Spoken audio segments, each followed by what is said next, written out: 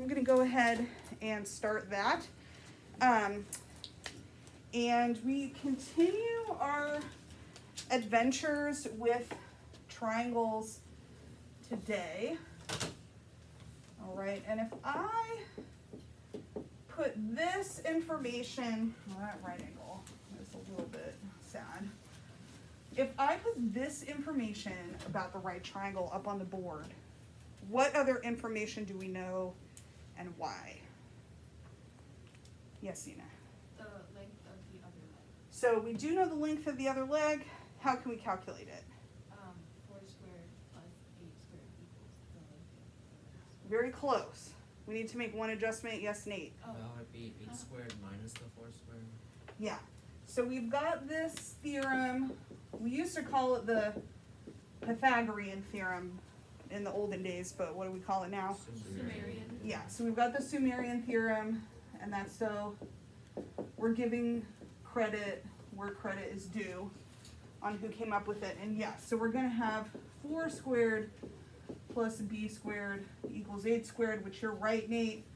We can subtract the 4 squared from both sides, and we have b squared equals 8 squared minus 4 squared. And what is 8 squared? 64. And what is 4 squared? 16. And what is 64 minus 16? 48. Okay, so we've got b squared equals 48. Now what do we do? Square root of 48. Square root of 48. And is 48 a perfect square? No. Does 48 contain a factor that is a perfect square? Yes. What is that? 6.9. That is not a perfect factor. square. Yes. Does 48 contain a factor that's a perfect square? And what I mean by perfect square is like 2 squared is 4, 3 squared is 9. So 4 and 9 are perfect squares. Does 48 contain a factor that's a perfect square? And by factor, I mean a number that multiplies. So 4 is 1. That's true. 4 times 12. Is there actually a bigger perfect square in 48? Yes, there is. 24 is not a perfect square. 5 times 5 is 25.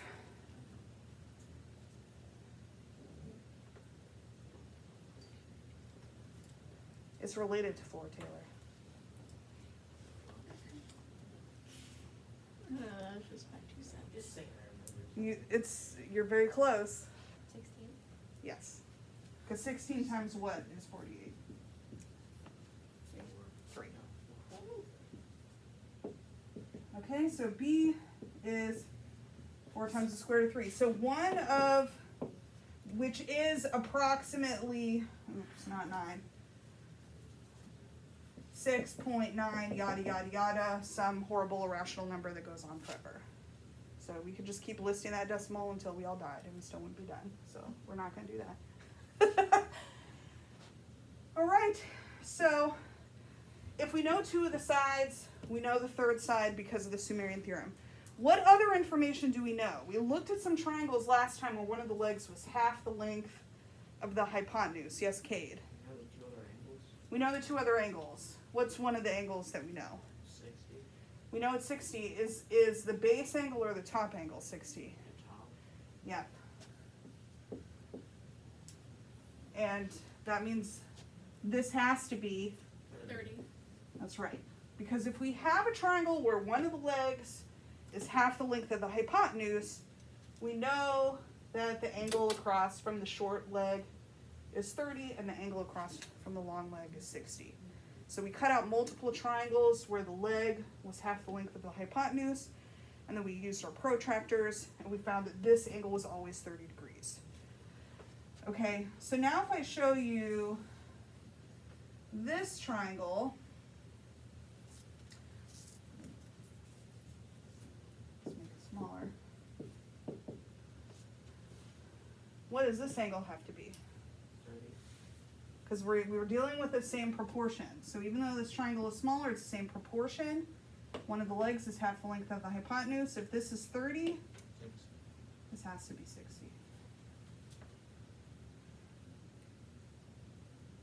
By the way, backup question here.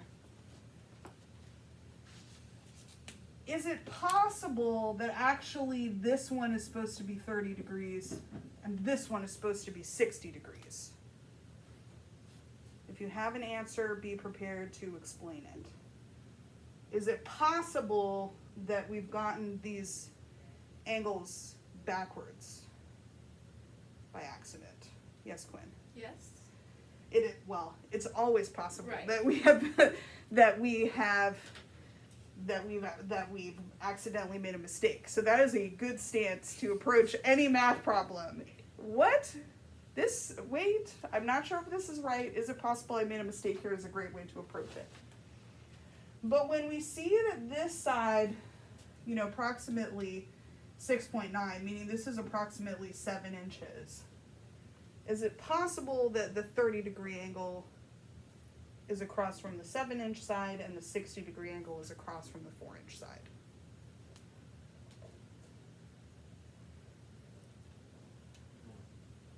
I'm seeing some head shaking, but who wants to try to explain why you're shaking your head no? Yes, Cade. Because the longer one has a smaller angle because it has to go farther. No, I said that wrong. And the longer one has a bigger angle because it has to spread farther apart and reach to both different sides. Yeah, right. So like if we're sort of looking at the side that's across from the angle, like 60 degrees, I mean, to me, when I see a triangle, all I see is like crocodile and shark mouths, like wide open, narrowly open. But here, if it's open 60 degrees, it can chomp a longer side. If it's only open 30 degrees, it can only chomp the shorter side. So this is an important, another sort of factoid about triangles that's important to note. Longer sides are across from bigger angles. Does that also hold true for the hypotenuse? Is the hypotenuse always going to be the longest side of a right triangle?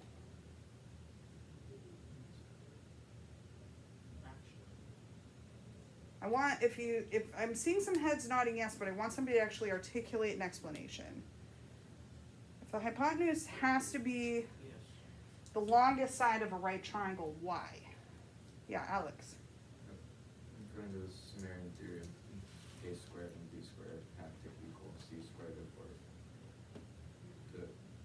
That's true. So this is something that's part of the definition of a formula that we already have, which is that the square of the sum, the square of the length of the sides summed is going to be equal to the square of the length of the hypotenuse. So in our definition, we know this is always the longest side. But based on our conversation about angles, can we further support this idea that the hypotenuse has to be the longest side? Yes, Cade. The hypotenuse on a right triangle, so this is right triangle. It's Yes. 90 degrees on the other side, and the other two have to add up to 90, so they cannot be above 90. Right. So in other words, if we have a 90-degree angle, is it possible to have another angle in a triangle that's bigger than 90 degrees? No. No. Because what do all angles in all triangles, irrespective of their proportions, what do the angles have to add up to? 180. 180. Which means if we have a right triangle which is 90 degrees, it's like half our angle budget has already been spent. There's no way to have an angle that is bigger. So this is a further justification that the hypotenuse always has to be the longest side of a right triangle because it's always across from the biggest angle. Because it's not possible to have another angle in a triangle that's bigger than 90 degrees. Okay, so we're learning a lot of things about right triangles, their proportions. Okay, so you all are correct. If this is 6 and this is 3, so one of the legs is half the length of the hypotenuse, these angles also have to be 30, 60. How about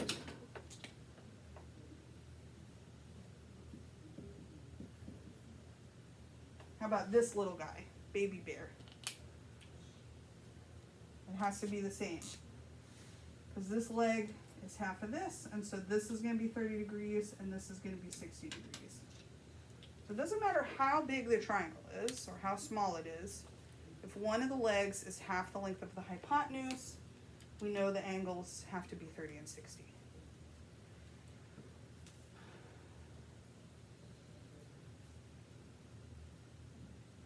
Based on our first triangle, does anybody want to hazard a guess as to what the length of the third side of this triangle is and explain their guess?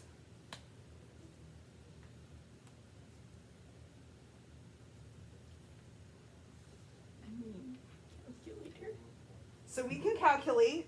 So, and that is when in doubt, or actually even if not in doubt, it's always a good idea to check our work algebraically and using the calculator. So let's go ahead and do the same for this triangle as we did for the prior one. So we've got 3 squared plus b squared equals 6 squared.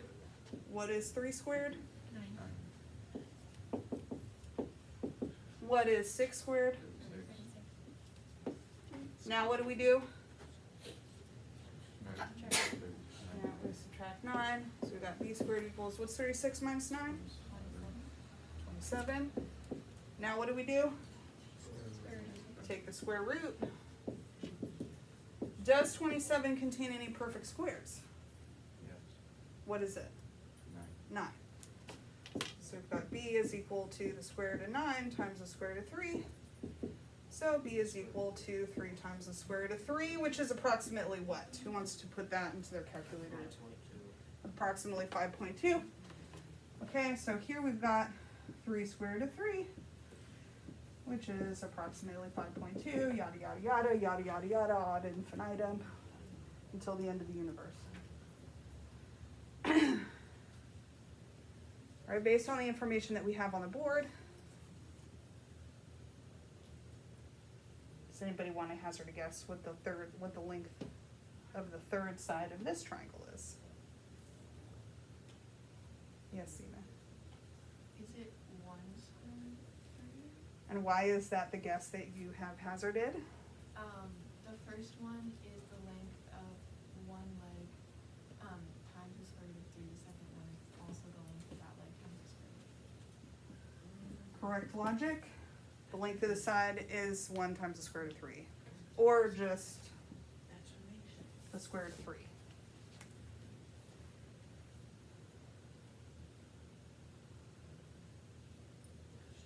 So we can see that once we start to have some information about the proportion of a right triangle, all of a sudden we have a lot of information about all the sides and all the angles of the right triangle. So this idea of proportionality, we can see it's becoming like more and more central to like how do we logic out what the rest of the pieces of the triangle are. And we can see that this pattern holds true. It's kind of like we got the 3 bears here. We got baby bear, mama bear, and papa bear, and they're all showing the exact same patterns of angles and the proportions between the sides. So can we, and in a way we're starting to see how the size of the triangle is becoming less material and the proportion of the triangle is becoming more material in terms of our understanding of what the components are of the triangle and how they relate to each other. So this idea of proportionality keeps moving and moving into the center. So let's say I just draw this triangle and I just label 30 degrees.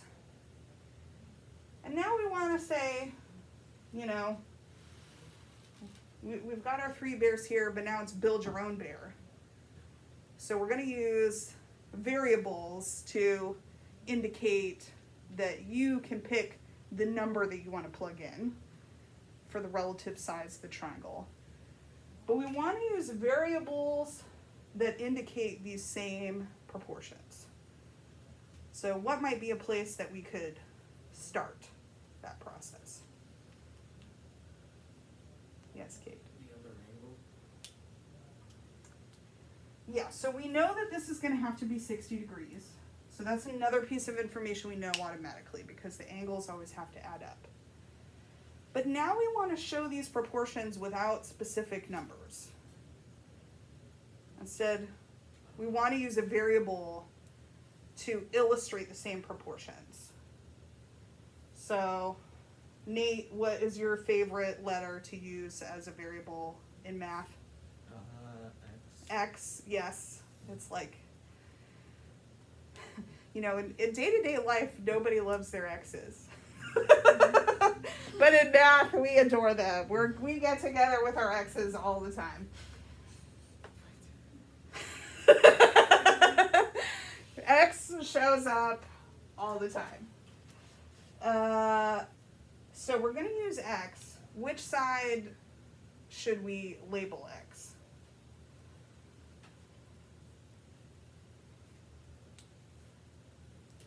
Open question. We could label any of them. The right side. The right-hand side? Yeah. The right leg side. Okay. So if we label this leg X, then how can we label the hypotenuse? I'm going to ask this one to you, Sophia. Why? Well, if we do X and Y, we're showing that these are two variables that are independent of each other. And maybe they're related by some kind of function. But if this is a 30, 60, 90 triangle, do we know the relationship between this leg and the hypotenuse? Yeah. What is that relationship? The A squared plus B squared plus C squared. That's true, but specifically it's a 30, 60, 90 triangle. So what do we know about the relationship between this leg and the hypotenuse? It's twice. It's twice. Yeah. So how, I see your hand up, Quinn. How could we label this hypotenuse then, since we know the relationship between the leg and the hypotenuse? X times 2 or Yeah. That's right. If it's 30, 60, 90, and we know that this is X, then we know this has to be 2X. Taylor, what does this leg have to be? 2x squared minus x squared with the square root of that, I guess. So that's true. So we can plug it into this theorem and do all of those steps. But we've also got the pattern on the board. So we can kind of like do a shortcut here. We know what the relationship between the sides are.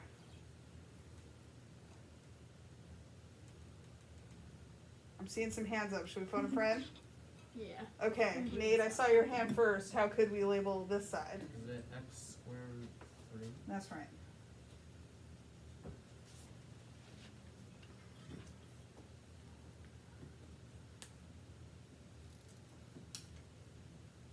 And so you can see here, we can know a lot of information about this triangle without even knowing exactly how big it is.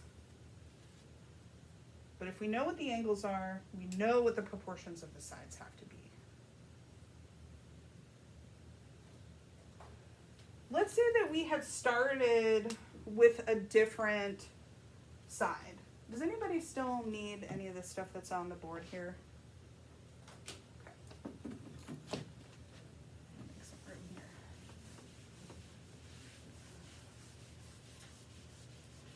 Okay, so somebody said, well, look, we could label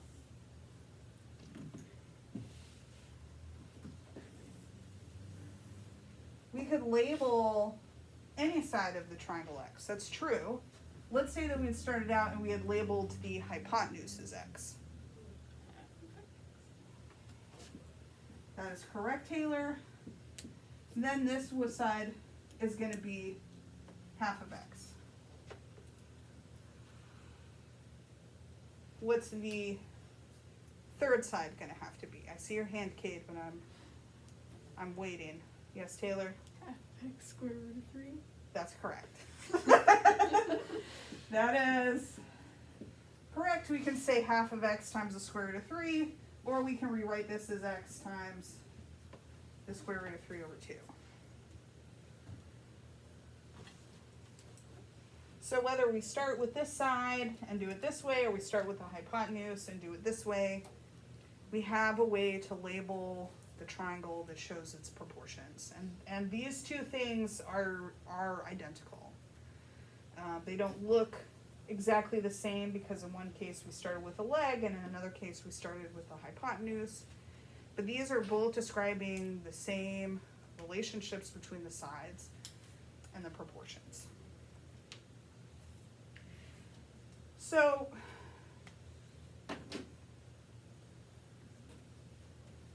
did any of you, when you were a kid, have one of those, like, it's kind of like a preschool toy. It looks kind of like a soccer ball, but it's hollow, and the faces have different shapes cut out.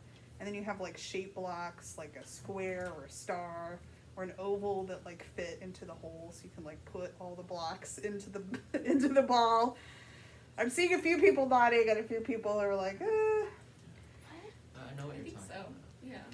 So it's kind of like, it looks kind of like it looks like a soccer ball, because it's a ball, but it has like flat sides. And then each of the flat sides has like a different shape cut out in it. And so then you're trying to like match the block to the hole. You know, you're trying to get all the blocks into the ball. And that's, for some people, like, that's their first introduction of shapes. If you didn't have that, do you remember how you were first introduced to shapes? No, but I do remember very vividly how I learned to read. So sometimes certain things stand out from childhood more than other things. I even remember the book. It was called 10 Men. There you go. I hate that book. So I bring this up just because often when we're introduced to shapes in, young childhood, we identify shapes by their sides, how many sides they have. And so we know the triangle because it has 3 sides, and the perspective is totally focused on the sides. But what we're starting to see here is actually, if we want complete information about the triangle, the most important piece of information for us to know actually is not the length of the side, but it is the angle. Because it's the angle that determines the proportions, and the proportions determine the properties. So the angle in trigonometry and our more sort of like grown-up approach to geometry, the angle starts ascending as extremely important.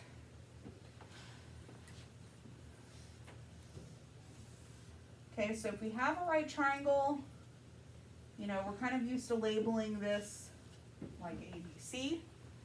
Again, our old focus was on the length of the sides, but actually now we can see it's going to be really important that we pay attention to the angles. And obviously 30 degrees is not the only possible angle in a triangle. Here's a follow-up question, actually. Let's go back to our other friend here, the 3, 4, 5 triangle. Is it possible that this angle is 30 degrees? Be prepared to explain your answer. Is it possible? Yes. Yes, it's possible. So again, it's a good stance towards life in general. All things are possible. But it's also good to test a theory to see if there's any counter evidence. So this is also a good stance. So can we find counter evidence that says actually this can't be 30 degrees? Yes, Quinn? Because it has different proportions, then it would have different angles. That's right. So is 3 half of 5? Is 4 half of 5? But we know that the proportion of a 30, 60, 90 triangle is that one of the legs is half the length of the hypotenuse. Ergo, in this case, if we know the sides are 3, 4, 5, we know this can't be 30 degrees. This does not fit our template for proportion here. So we can use the knowledge about the angles to find the proportions. Likewise, if we have the proportions, it's going to give us some information about the angle. In this case, we've really been focusing on this 30, 60, 90 triangle because it's easy to measure, it's easy to cut out, like it's easy to calculate, so this is a good starting point. This is another one that's a good starting point. We're going to learn tools to figure out what this angle is. But we know that when we learn those tools and apply them, we are going to find that this angle is something other than 30 degrees. Because this triangle does not match this pattern. Good.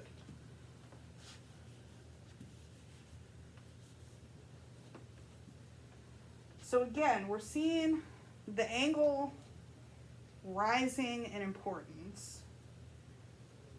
So we're going to want to introduce, we have different variables that we've used for the sides. We've got A, B, C, we've got X that we can apply.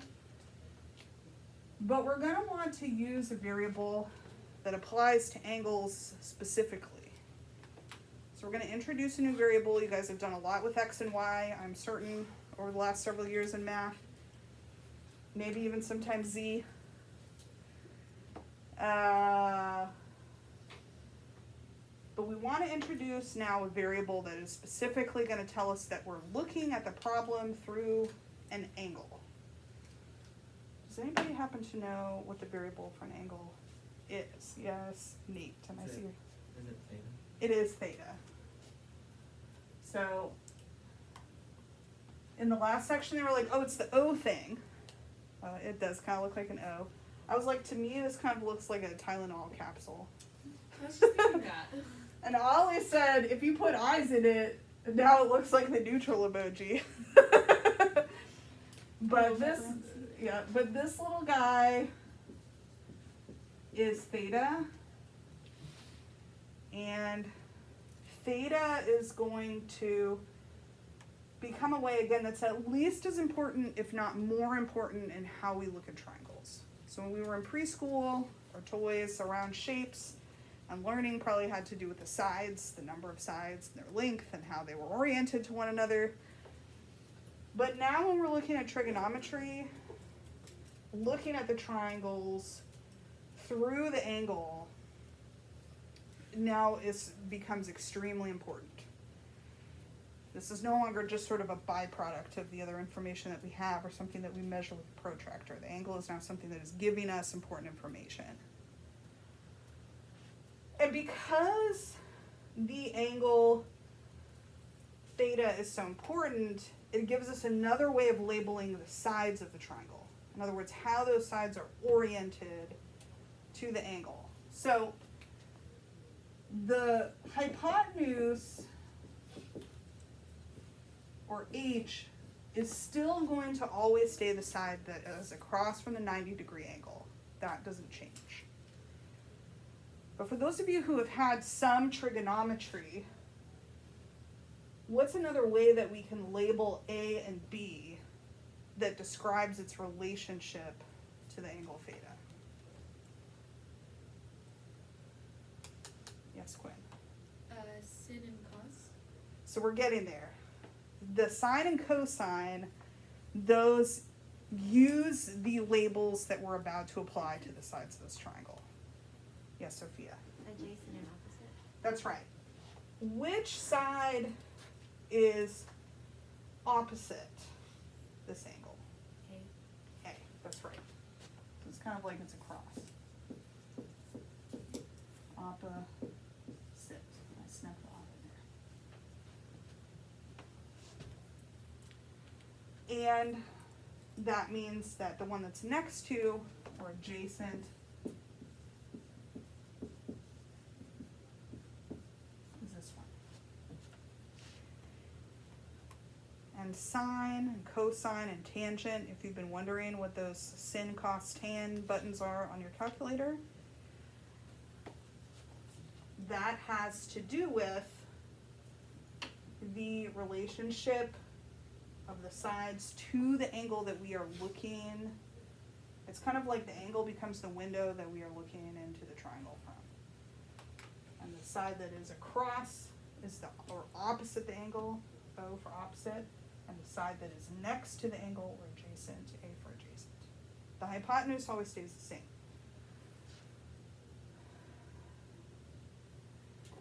way, if this is 90 and this is theta, what does this angle have to be? Yes, Kate. 90 minus theta, It has to be 90 minus theta. Why? because that's all that's left in the angle. That's all that's left. There's only 180 degrees in the triangle. The right angle takes 90 away. We're only working with 90 angles, 90 degrees that these two have to share. And so this is going to be 90 degrees minus theta.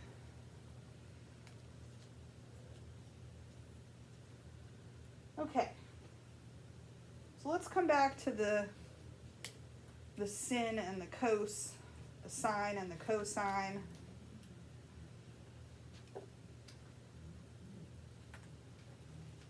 Does anybody remember from prior math classes or something that you've learned elsewhere what the definite, let's just start fundamentals. Proportion number 1. What is sine? Yes, Sina. Sine is opposite divided by hypotenuse. That's right. So sine of theta is opposite over hypotenuse. So I remember last week when we were cutting out these triangles and looking at them and comparing them, this idea of the ratios or the proportions, this entered the conversation really early. Now we're getting down to brass tacks. It's sort of like, okay, what are the ratios that we're talking about? And it is incredible how far we are going to take these things. But to begin with, the sine of theta, in other words, the angle that we're looking through the triangle at, the sine is the proportion of the opposite side over the hypotenuse. So let's go ahead and use our friends here that we've already got up on the board. So let's go ahead and apply it to Papa Bear, Mama Bear, Baby Bear. So sine of theta is opposite over hypotenuse. So sine of 30 degrees is equal to what? What is the length of the side opposite 30 degrees in Papa Bear? 4. And the length of the hypotenuse? 8. Does this fraction simplify? Yeah, 1/2. All right, now let's do Mama Bear. Sine of 30 degrees. What is the length of the side opposite the 30 degrees in this triangle? 3. And the length of the hypotenuse? 6. Does this fraction simplify? 1/2. Okay, Baby Bear. 1/2. Yeah, I was gonna say, oops, anybody wanna guess what the sine of 30 degrees in Baby Bear is? Probably 1/2. Yeah, probably 1/2. Oh look, in this case it really is literally just 1 divided by 2, which is 1/2. That has to be the most difficult. This is another way. Oops, I left this guy out. Boop, boop, boop. This is another way. This is an algebraic way of drawing and labeling this triangle. This statement and this illustration are saying exactly the same things. And this illustration are saying exactly the same things. Let's try this here. What is sine of 30 degrees of this triangle? What's the length of the side opposite the 30 degrees in this triangle? X. What's the length of the hypotenuse in this triangle? 2x. Does this simplify? Remember, if you've got the same thing on the top Oh yeah. Just and the one same and thing two. on the bottom, Just one and two. that's right, the x's cancel out, and so again, this is 1/2. So this is what I'm saying. This statement, the sine of 30 degrees is 1/2, is saying the exact same thing as this illustration. These are two identical statements here. They're just done in different ways. This is showing the picture of the triangle and showing the proportions using the variable x in each of the sides. This statement is simpler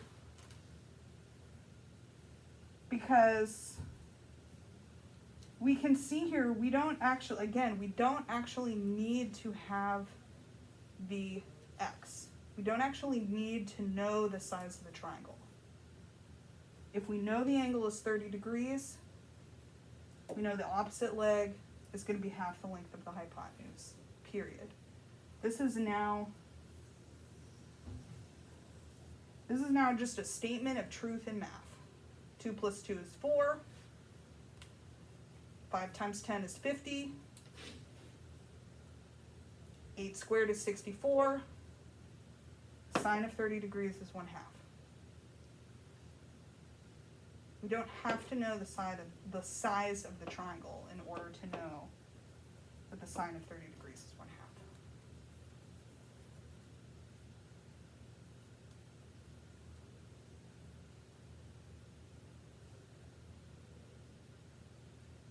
I feel like we've covered a ton of territory today.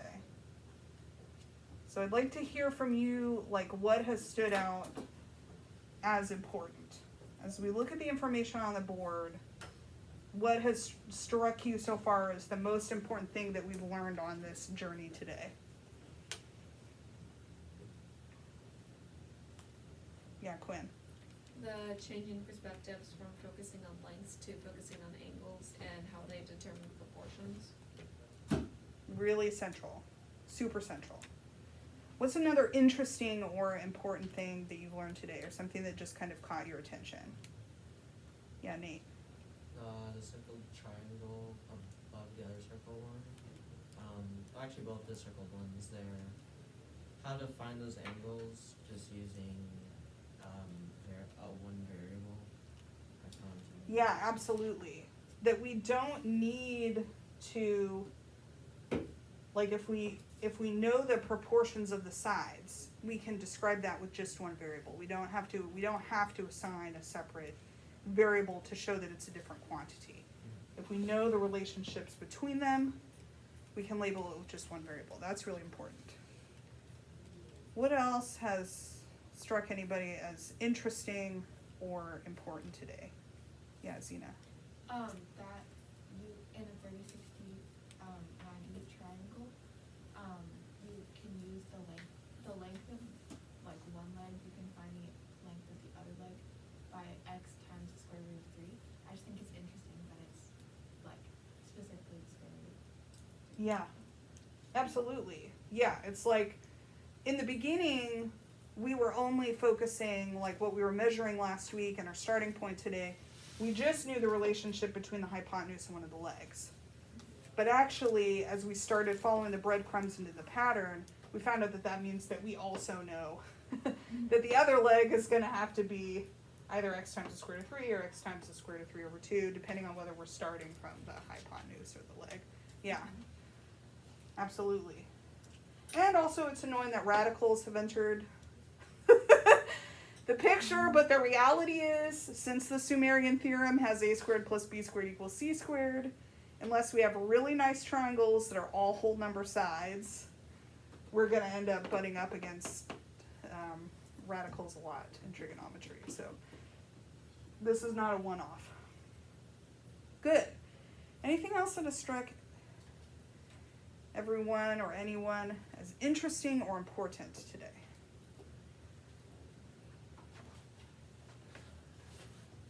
I finally know what the heck the funky little symbol means. Yes, we've got our little theta, and it is now our friend, our non-emotive friend. Yeah. That really cracked me up this morning. All right. I'm now gonna have to draw that every time I use that now. Okay, so the sine is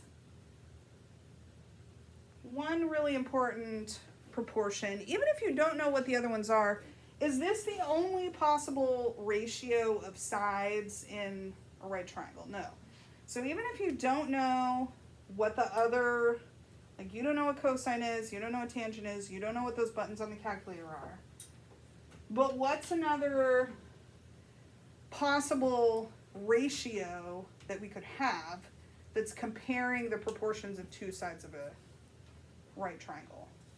Labeling them in the same way with the hypotenuse, the opposite, and the adjacent. Yes, Alex?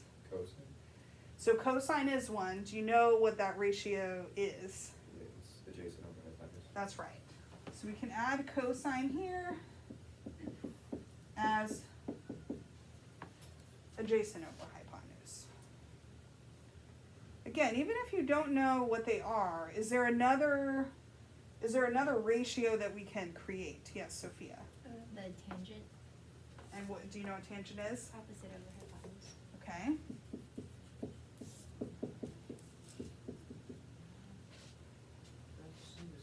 Wait, no, it's opposite over adjacent. Oh yeah. Oh yeah, opposite over adjacent, that's what I meant. Yes. No, good catches, everybody. Are these the only ways, are these the only possible comparisons? No. Okay, what's another one? Even if you don't know what the name of it is. Hypotenuse over adjacent. That is one. Do you happen to know what the name of that ratio is? Yes, Nate. Is it cosine negative? That is a really good guess. But the inverse of cosine is actually a different operation. We're going to get to that a little bit later in the semester. But this ratio, which is the inverse of cosine, in other words, we flipped the ratio here. But this actually gets its own name. That's specific. This is the one that has the best sense of humor, guys. Yeah. Ha ha ha ha ha ha. I'm gonna have to make that a funny shirt now. Ha ha. Quiz, Oh. look at me like this, What is Karis. going Have you on? lost your mind? Yes, I have lost my mind. I cannot resist. I can't resist a pun. I'm gonna have to make that a shirt. Oh.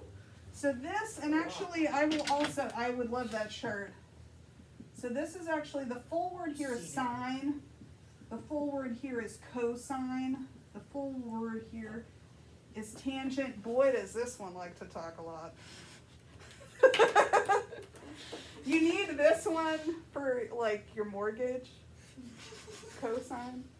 I can't help it, guys. I can't, okay? Just get used to it. The whole year is going to be like this. I can't. I know. Ha ha ha. Developing a good sense of humor early on. Yes, absolutely, especially where math is concerned. So this one we abbreviate SEC. This is secant. Oh, I remember that. Not really, but I do. What's another way that we can compare the sides of triangles? Yes, Alex. Hypotenuse over opposite? That's right. This one likes to come out at Christmas. Oh, I can't. I'm like I said. I can't. I cannot help it. It's pretty rude. This is a bad one. This one likes to go to Las Vegas. Okay. This one is abbreviated CSC. This is cosecant. Why are there so many? Because they can. Well, we're limited. I mean, how many sides are there of the triangle? Forward. There's 3, so we're going to be limited in the number of ways that we can compare the sides to one There's another. 5. Five. The 3 sides, the inside and the outside. Oh, ha ha.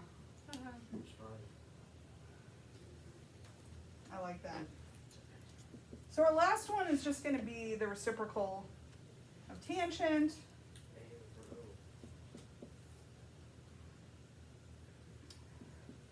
This is abbreviated like this. This one really likes to take a nap. Wait, why not? It's a Because it's cot. lying on the cot. Oh. But we've got 3 sides of the triangle, and so we've got 6 different ratios that we can create from the triangle. Just comparing 2 of the sides together. And so these all together, these are the 6 trigonometric ratios. And I highly recommend always organizing them in this order like this. I didn't do that. I would just say then, if you haven't organized it like this on your paper, you may want to go ahead at some point and reorganize it. The reason that I say that is when you are working on these problems, when you're checking your answers against the answers at the back of the book, they are always going to be in this order. So to prevent your eyes from twirling around in your head trying to compare the work that you have done to the answer key on the odd numbered problems, if you're finding the 6 trigonometric ratios, you want to keep them in this order. This way you're keeping the reciprocals together. It's just tidy. Utilizing a few bookkeeping skills, meaning keeping your work tidy and in nice columns, is going to be helpful in this class. There's a lot of problems that we're going to be doing. They're sort of multi-part problems. It's helpful to keep your information organized. So if you're used to, if you're used to not writing down your work, at a certain point in this class that is going to let you down because there are a lot of things to keep track of. If you're used to just kind of doing the problems in your head, I would say start practicing writing your work down right away, because then that will be useful to you once the problems get so multifaceted there's really no way to do it all in your head. And if you're used to sort of like having your work sort of free-flowing in an organic, abstract way in many directions, sort of like all over your paper, if that's the way that you work and that helps your thinking process, that's fine. But I would also suggest introducing having a way that your final answer is in an organized, systematic, clear format. Because there's probably going to be a lot of times in this class where you have to go back and look at the work that you've done, and you want to make sure that you have a way to understand what you did.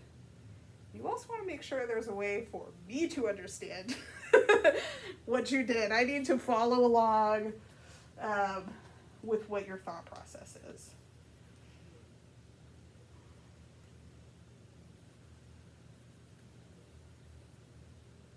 All right.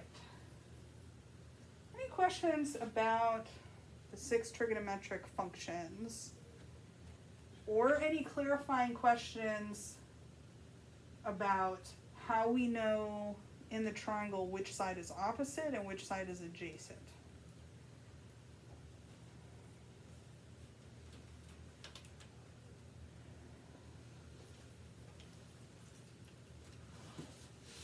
All right.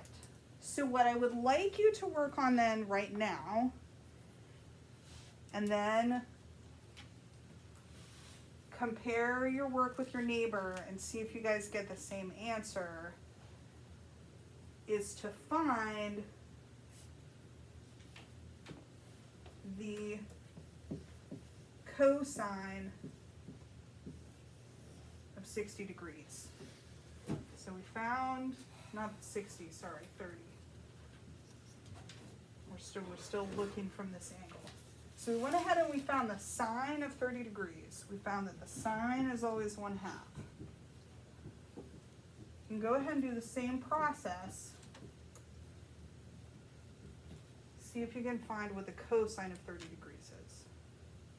You can try it out on these triangles. You can try it out using these triangles. Go ahead and find the cosine of 30 degrees and then compare with your neighbor. Here's an important instruction. I want you to find the exact answer, which means that if there's a radical in it, the radical needs to stay in the answer. A decimal approximation is not the same. So find the cosine of 30 degrees and then compare it to the work from your neighbor. And then you can go ahead and compare to all the neighbors in your row. So Nate and Quinn and Jasper can compare. Kate and Alex and Zena can compare. And that's how we're going to end the class today.